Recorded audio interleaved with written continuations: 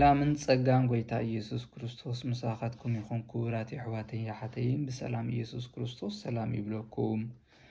ናይ ሎሚ ንርእዮ ሓሳብ ናይ ሓቂ ጾም ግብራውን መንፈሳውን ውህደቱ እንታይ ክንገብር ኣለና? ምስ መንፈስና ከመይ ኮይኑ ክወሃሃድ ኣለዎ። ኢሳይያስ ነቢ ኣብ 58 የቕሬታ 6:7 እታ ኣነ ዝፈትዎ ጾምሲ ንማእሰር እከይ ምፍታሕ፣ ንማእሰርቲ ኣርዑት ምዝላቕ፣ ንጥቑዓት ሓራ ምውፃእ፣ ኣርዑት ዘበለ ኩሉ እውን ምስባር ዶ ኣይኮነን። ናይ ሓጢኣት ኣርዑት ንውኡ ዶ ምስባር ኣይኮነን። እንጌራኻ ንጥቡይ ክትመቅል እንከለኻ እቶም እተሰደዱ ድኻታት ናብ ቤትካ ክትእቱ ዕሩቕ እንተረኣኻ ክትክድኖ ካብ ስጋውን ከይተሕባእ ዶ ኣይኮነን ይብል ማለት እዩ። እምበኣር ኣብ ግዜ ጾም እንታይ ክበልዕ የብለይን እንታይ ከኽበልዕ ኣለኒ ዝብል ሕቶ ኩሉ ግዜ ኣተኲርና እንርእዮን እናሓስበሉን እዩ።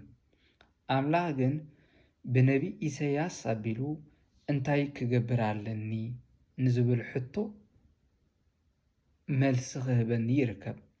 ጾም ማለት ብስጋ እናጠመኻ ብመንፈስ ግን ብጽልኢ ብኽፉእ ዘረባ ወይ ብትዕቢት ትጸግብ እንተደኣ ኮንካ ኣብ ቅድሚ ኣምላኽ ተቐባልነት ከም ዘይብሉ ይነግረና ማለት እዩ። መጀመርያ ጾምን ጸሎትን ንስሓን መካየት እዮም። ስለዚ ኣብ ክንዲ ትንስሓሕ፣ ኣብ ክንዲ ብሓጢኣትካ ተስተንትን፣ ኣብ ክንዲ ብሓጢኣትካ እትበኪ፣ ኣብ ክንዲ ብሓቂ ብመንፈስካን ብስጋኻን ክንዲ እትጸውም መብዛሕትኡ ግዜ ዝበህላዊ ዝኾነ ጾም ካብ መግቢ ተቆጢብካ ንሰብ ምብላዕ፣ ንሰብ ምሕባይ፣ ንሰብ ምክፋእ፣ ብስም ሰብ ምውዓል ማለት እዩ። እዚ ብሓቂ ተቐባልነት ከም ዘይብሉ ይነግረና። እምበኣር ጾምና ምስ ፍቕሪ ብጻይ ዝተኣሳሰረ ክኸውን ከም ዘለዎ ይነግረና ማለት እዩ። እግዚአብሔር ፍቕሪ እዩ። ብምሉእ ሓይልኻ ብኹልንትናኻ ብኩሉ ነገርካ ንእግዚአብሔር ኣምላኽካ ኣፍቅር፣ እታ ካልእቲ ንዓዓ እትመስል ነገርካ ንሓወኻ ከም ነፍስኻ ኣፍቅር ዝብል ኣምላኽ ስለ ዝኾነ እቲ ኣብ ውሽጥና ተኣሲሩ ዘሎ ናይ ቂምታን ጽልእን ማእሰራ ኣርዑት እንታይ ክኸውን ኣለዎ? ንሱ ክፍታሕ ኣለዎ። ብጽልኢ ኣብ ልብና ዝኣሰርናዮም ሰባት ብጽልኢ ኣብ ውሽጥና ኣብ መንጋጋና ነኺስና ነዚ ሰብ እዚ ክርኢ እንከለኹ በቃ ሰይጣን ኣብ ርእሰይ ይድይብ እንብሎም ሰባት እንተለዉ፣ ብሕማቕ ዝኽሪ እንዝክሮም ሰባት እንተለዉ፣ ኮታስ ውሽጥና ዝዓፀናሎም ሰባት እንተሃልዮም ካብዚ ክንፍታሕ ኣለና፣ ነፃ ክንከውን ኣለና። እግዚአብሔር ከዓ ነፃ ንክንገብር ነቲ ምሕረት ካብኡ ተቐቢልና ንዓኻ ኣምስለኒ ብዝብል መንፈስ ናብኡ ክንቀርብ ከም ዘለና ይነግረና። እቶም ኣብ ዙርያና ዘለዉ ድሕሪኡ ዝመጽእ ማለት እዩ ዝተሸገሩ ንምሕጋዝ ጸሎትና ናብ ሰማይ ዝዓርግ ግብርና ድማ ናብ ሰባት ክዝርጋሕ ኣለዎ። እግዚአብሔር ዝቕበሎ ጸሎት ክህልወን እንተኾይኑ ኣነ ንኸማይ ዝኣመሰሉ ሰባት ኣብቲ ሶሻል ላይፍ ሓቢር ብዝነብረሉ ግዜ ሰላማውን ዘይጓዳእ ሕያዋይ ከም ኣምላኸይ ክኸውን ክፅዕር ኣለኒ። ቅርፂ ናይ መስቀል ክሕዝ ኣለኒ። ቅርፂ ናይ መስቀል ክንብል ከለና ጎይታና ኢየሱስ ክርስቶስ ንላዕሊ ካብ ላዕልን ታሕቲ ክወርድ እንከሎ ኣብ መስቀል ምስ እግዚአብሔር ኣቦ ፈላሊና ዝነበረ ጋሪዱና ዝነበረ ንኸይንረኽቦ ዓፂናን ሸፊኑናን ዝነበረ ኣራኺቡና። እቲ ካልኣይካ የእዳዉ ብምዝርጋሕ ማለት እዩ። ንሕና ንዝኾነ እንፈትዎ እናሓልዮ ልውሰብ ዝናፈቕናዮ ሰብ ሰላም ክንብሎን ከለና ሓቂፍና ሒዝና ኢና ሰላም እንብሎ።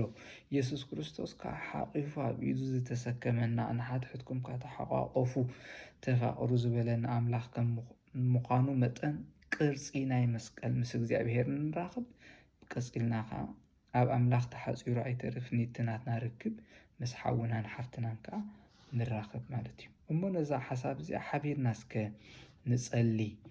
ኦ ጎይታ ካብ ስጋዊ መግቢ ጥራይ ዘይኮነስ ካብ ክፉእ ሓሳብን ጽልእን ዝጸውም ልቢ ሃበኒ። ነቶም ዝበድሉኒ ይቕረኽ ክብልን ጾመይ ድማ ብፍቕርን ብሰናይ ግብርን ዝተሰነየ ክኸውን ጸጋኻ ኣብዝሓለይ ኣሜን። እታ ካልእቲ ሓሳብ ብቃል ኣምላኽ ምትባዕ ኢየሱስ ኣብ ምድረ በዳ ይብል ማለት እዩ። 40 መዓልትን 40 ለይትን ምስ ጾመ ድሕሪ ዝጠመየ እቲ ፈታኒ ድማ መጺኡ ወዲ ኣምላኽ እንተኾንካስ እዚ ኣእማን እንጌራ ክኸውን ኣዝዝ ብሎ። ኢየሱስ ግና ወዲ ሰብ ካብ ኣምላኽ ብዝወፅእ ኩሉ ቃል እምበር ብእንጌራ ጥራይ ኣይነብርን እዩ ጽሑፍ ኢሉ መለሰሉ። ማቴዎስ ወንጌል ማቴዎስ 4:2-4 ማለት እዩ። ጎይታና ኢየሱስ ክርስቶስ ን40 መዓልትን ለይትን ኣብ በረኻ ክጸውም እንከሎ ሰይጣን ብስጋዊ ድኻም ወይ ብጥምየት ተጠቂሙ ከጥቅዖ ፈቲኑ እዘን ኣእማን እንጌራ ይኹና በል በሎ።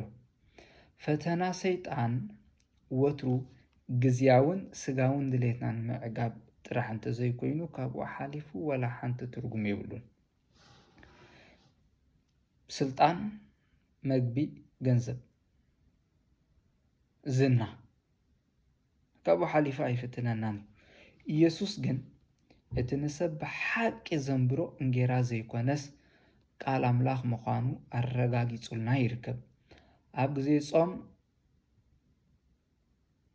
ክንደክም ወይ ክንጠምን ከለና እቲ ጥሜትና ሓደ ዓቢ መልእኽቲ ኣለዎ። ንሱ ድማ ከምዚ ንስጋዊ መግቢ ዝጠመኻዮ ንመንፈሳዊ መግቢ ንቃል ኣምላኽ ድማ ክትጠምዕ ኣለካ ዝብል እዩ። ስለዚ ቃል ኣምላኽ ክንምገብ ኣለና፣ ክንሰምዕ ኣለና፣ ክነንብብ፣ ክነስተንትን ኣለና።